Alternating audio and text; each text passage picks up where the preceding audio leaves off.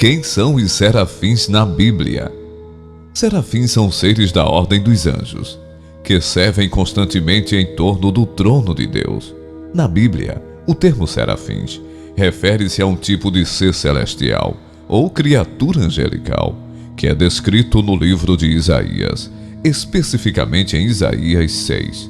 Esta passagem é uma visão que o profeta Isaías teve da sala do trono de Deus e fornece um vislumbre do reino celestial. Provavelmente a palavra hebraica serafins significa abrasadores. Embora seja difícil afirmar de forma definitiva, essa mesma palavra é traduzida como serpentes ardentes, em Números capítulo 21, verso 6. Já no livro de Isaías, ao se referir a seres angelicais, o termo hebraico em sua forma plural é simplesmente transliterado. Como são os serafins? A visão do profeta Isaías é a única fonte de informação sobre como são os serafins. No ano em que morreu o rei Uzias, eu vi também ao Senhor assentado sobre um alto e sublime trono, e a cauda do seu manto enchia o templo. Serafins estavam por cima dele. Cada um tinha 6 asas, com 2 cobriam os seus rostos, e com 2 cobriam os seus pés, e com 2 voavam, e clamavam uns aos outros, dizendo: Santo, Santo, Santo é o Senhor dos exércitos, toda a terra está cheia da sua glória.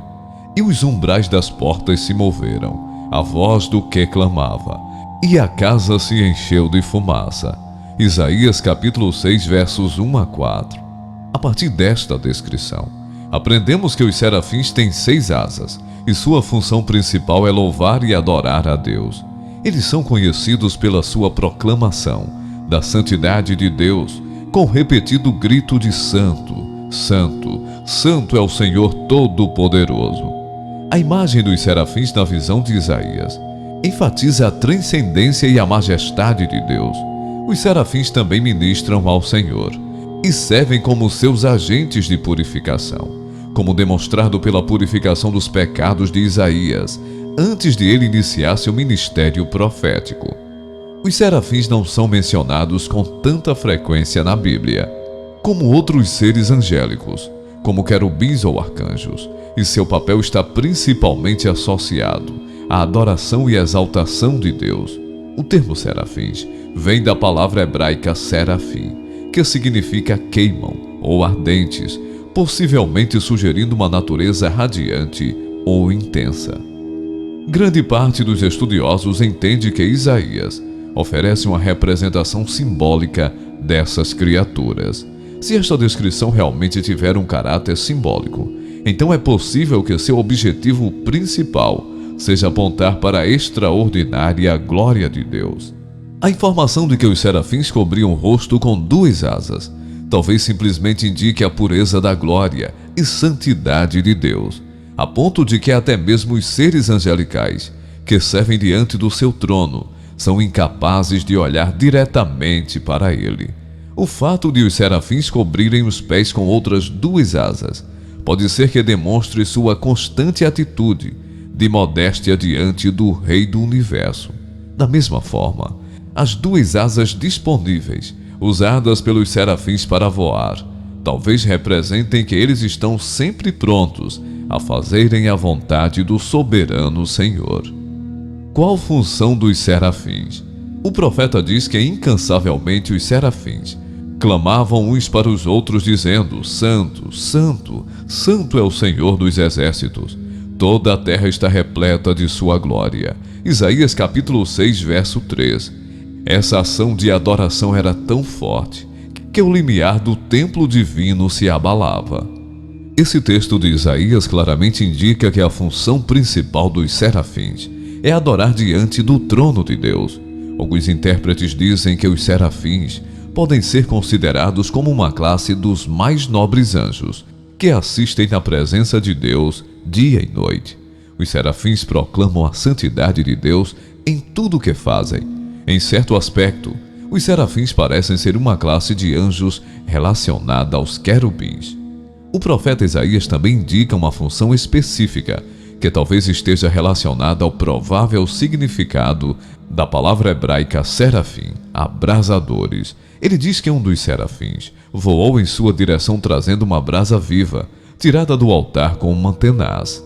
Com a brasa ele tocou a boca do profeta e lhe disse: eis que ela tocou os teus lábios, a tua iniquidade foi tirada e perdoado o teu pecado. Isaías capítulo 6, verso 7. 4 fatos sobre os anjos serafins na Bíblia. 1. A palavra serafins na Bíblia aparece apenas em Isaías 6. Isaías capítulo 6 é a única passagem na Bíblia que menciona especificamente a palavra serafins, que significa os abrasadores ou os ardentes. A palavra serafins é o plural da palavra raiz hebraica, sarav, que significa queimar. A implicação aqui é que esses anjos assistentes ardem de amor por Deus. Os serafins parecem ter uma semelhança com os humanos, pois Isaías os descreve como tendo rostos, pés, mãos e vozes. Isaías capítulo 6, versos 2 a 7. 2. Os serafins são anjos de fogo, que reverenciam a Deus e proclamam sua glória suprema. Os serafins proclamam repetidamente a suprema santidade e glória de Deus, na visão de Isaías. Isaías capítulo 6, verso 3. Ser santo significa ser separado e considerado sagrado. Esta invocação, 3 vezes da palavra santo, para descrever a natureza sagrada de Deus, aparece apenas 2 vezes na Bíblia, e os anjos falam ambas as vezes a alguém transportado numa visão para o trono de Deus. 3. O Trisagion. A invocação 3 vezes de santo, significado na adoração de Deus pelos serafins. O fato de os serafins, na visão de Isaías, usarem uma repetição tripla da santidade de Deus, chamada Trisagion, é significativo. No judaísmo antigo, o número 3 significava completude e estabilidade, conotando aqui a totalidade de Deus como o começo, o meio e o fim. Anunciar 3 vezes a santidade de Deus também conota a natureza eterna de Deus, que é a mesma ontem, hoje e para sempre. Hebreus capítulo 13, verso 8. A perfeição divina de Deus vista na Santíssima Trindade, o Pai, o Filho e o Espírito Santo. E por fim, a santidade completa e suprema de Deus é incomparável a qualquer outra ou a qualquer outra pessoa. Isaías prossegue descrevendo o efeito da proclamação dos serafins, dizendo-nos que ao som das vozes dos anjos, afirmando a magnificência de Deus, os umbrais das portas tremeram e o templo se encheu de fumaça. Isaías capítulo 6, verso 4. Nos tempos bíblicos, terremotos e fumaça eram sinais da presença divina de Deus. Êxodo capítulo 19, verso 18. Salmos 104, versículo 32. 4. Os serafins também ministram a Deus e servem como seus agentes de purificação. Quando Isaías percebeu que os serafins celestiais se cobriram diante de Deus para reconhecer sua indignidade diante do Senhor, o profeta tomou consciência de sua própria pecaminosidade mortal e temeu por sua vida. Nesse ponto, um dos serafins pegou uma brasa acesa com uma pinça do altar, trouxe a brasa viva para Isaías e tocou-a nos lábios de Isaías. Isaías capítulo 6, versos 6 e 7. Este ato purificou os pecados de Isaías pelo fogo, pois o serafim assegurou a Isaías que agora sua culpa foi removida e seu pecado expiado. Isaías capítulo 6, verso 7. Com seus pecados purificados, Isaías podia falar diretamente com Deus. Quando Deus chamou por um profeta: a quem enviarei? E quem irá por nós? O purificado Isaías foi capaz de aceitar esta comissão profética ao povo de Israel, respondendo: aqui estou, envia-me. Isaías capítulo 6, verso 8. Conclusão. Através da perspectiva sobrenatural dos serafins, podemos ver que a glória de Deus é tão infinita, tão indescritivelmente valiosa e tão poderosa que não pode ser contida em um único reino.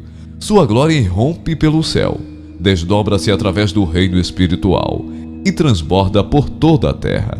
Esta glória revelada nos dá um vislumbre sagrado de um Deus santo. A verdadeira adoração nos leva para a verdadeira liberdade, porque uma vez que reconhecemos do que somos feitos e quem somos, nossa essência se volta aquele pelo qual somos orientados a contemplar e adorar, e assim nosso ser é abrasado e nosso coração queima de amor. Dessa forma, a maior liberdade que alguém pode experimentar em sua vida é quando o fogo devorador de Deus penetra no mais íntimo do nosso ser.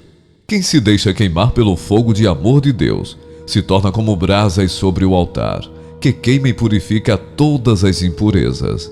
A sublime visão que Isaías teve de Deus nos dá a sensação da grandeza, do ministério e do poder de Deus. O exemplo de Isaías, ao reconhecer sua iniquidade diante de Deus, nos encoraja a confessar nossos pecados. Seu retrato do perdão nos lembra de que nós também somos perdoados. Quando reconhecemos quão grande é o nosso Deus, quão pecadores nós somos e a extensão do perdão de Deus, recebemos a capacidade para fazer sua obra. A perfeição moral de Deus, se considerada apropriadamente, nos purificará do pecado, limpará nossa mente dos nossos problemas e os colocará em perspectiva, nos permitindo adorá-lo e servi-lo.